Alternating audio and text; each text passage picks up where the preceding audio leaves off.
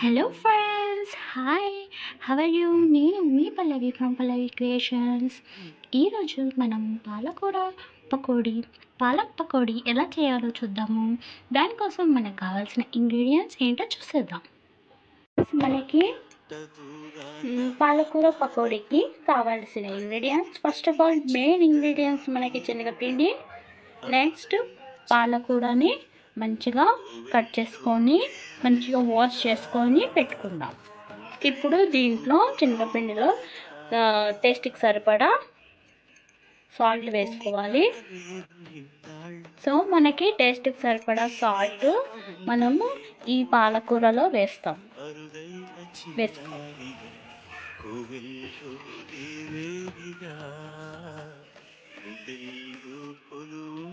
ఇప్పుడు మనం కొద్దిగా పిండిని ఈ ఆకుకూరలో పాలకూరలో కలుపుకుంటూ పిసుకోవాలి.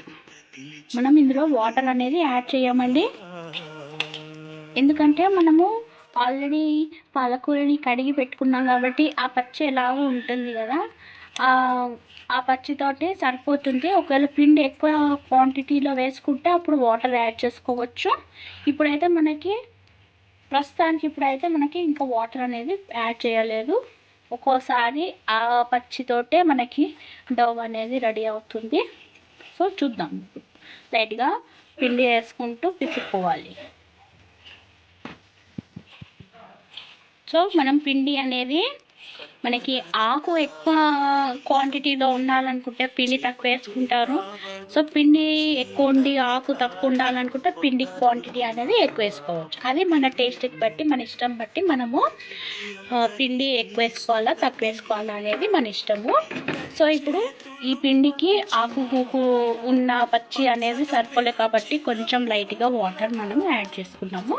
సో మనం ఇవి మంచిగా పకోడీ చేసుకునే డవ్ ఎలా చేసుకుంటామో అట్లానే చేసుకోవాలి. ఓకే ఫ్రెండ్స్, మనము డీప్ ఫ్రైకి మనం ఆయిల్ అనేది ప్రీహీట్ చేసుకున్నాము. కడాయిలో ఆయిల్ పోసుకొని ఆయిల్ అనేది హీట్ చేసుకున్నాము.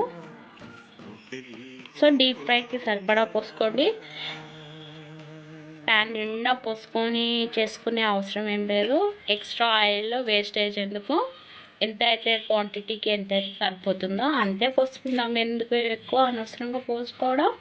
సో ఇప్పుడు మన డవ్ అనేది ఎలా అయిందో చూద్దాము. సో ఫ్రెండ్, మనం ఇందాక పిసుకున్నాం కదా, కొంచెం లైట్గా వాటర్ పోసాము. సో మనకి ఈ విధంగా అవుతుంది చూడండి.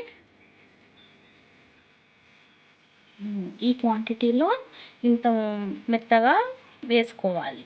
సో ఇప్పుడు ఇది మనకి రెడీ అయ్యింది. సో ఆయిల్ హీట్ అయ్యాక మనం ఆ ముద్దని చేతిలో పట్టుకొని కొంచెంగా వేసుకోవాలి. సో మనకు ఆయిల్ హీట్ అయిందో లేదో తెలుసుకోవాలంటే కొంచెం పీస్ తీసి అలా వేస్తే మనకి ఇంకా బబుల్స్ వస్తాయి, అవి ఆయిల్ హీట్ అయినట్టు. సో కొంచెంగా తీసుకొని అందులో వేసేసుకోవాలి. అంతే ఫ్రెండ్స్, ఈ విధంగా మనం వేసుకోవాలి. సో మనకి ఇది పకోడీలు మనకి లైట్ బ్రౌన్ కలర్లో వచ్చేంత వరకు వేయించుకోవాలి. చూడండి, మన ఈ పకోడీలు ఆయిల్లో ఎలా బాగా చేస్తున్నాము, మంచిగా ఆయిల్తో చేస్తున్నాము. మంచి స్మెల్ వస్తుంది. సో ఇది ఇంకా మనకి ఫ్రై కావాలి. ఫ్రై అయ్యాక మళ్ళీ కలుద్దాం. ఓకే అండి. సో మనము దీన్ని మళ్ళీ ఇంకో సైడ్ తిప్పి మార్చుకుంటుండాలి, అలా కలుపుతుండాలి. ఒకసారి కలుపుకోవాలి, లేకుంటే కింద వేయంగానే కిందకి ప్యాన్కి అంటుకుపోయే ఛాన్స్ ఉంటుంది. మళ్ళీ అక్కడ డార్క్ బ్రౌన్ కలర్ మాడేసి ఉంటుంది కాబట్టి ఒకసారి ఇలా కలిపేసుకుంటే సరిపోతుంది. ఇప్పుడు మనం అది light brown colour, golden brown కలర్లో వచ్చే వరకు ఆయిల్లో వేయించుకుందాం. ఓకే ఫ్రెండ్స్, చూడండి ఇది పకోడీ అనేది ఫ్రై అయిపోయినట్టే. ఇప్పుడు మనం తీసుకొని ప్లేట్లోకి షిఫ్ట్ చేసుకుందాం. సో మిగిలిన పిండి కూడా మొత్తం ఇలా మనం పకోడీలుగా ఆయిల్లో వేసేసుకుని మళ్ళీ ఫ్రై చేసుకుందాం మిగిలినదంతా. సో అన్నీ చేసుకున్నాక మళ్ళీ కలుద్దాం. ఓకే. ఓకే ఫ్రెండ్స్, చూసారు కదా మన పాలకూర pakodi ready.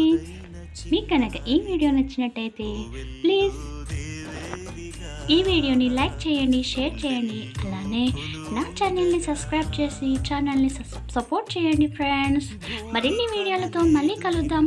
Until then stay tuned, stay safe. Thank you for watching. Bye.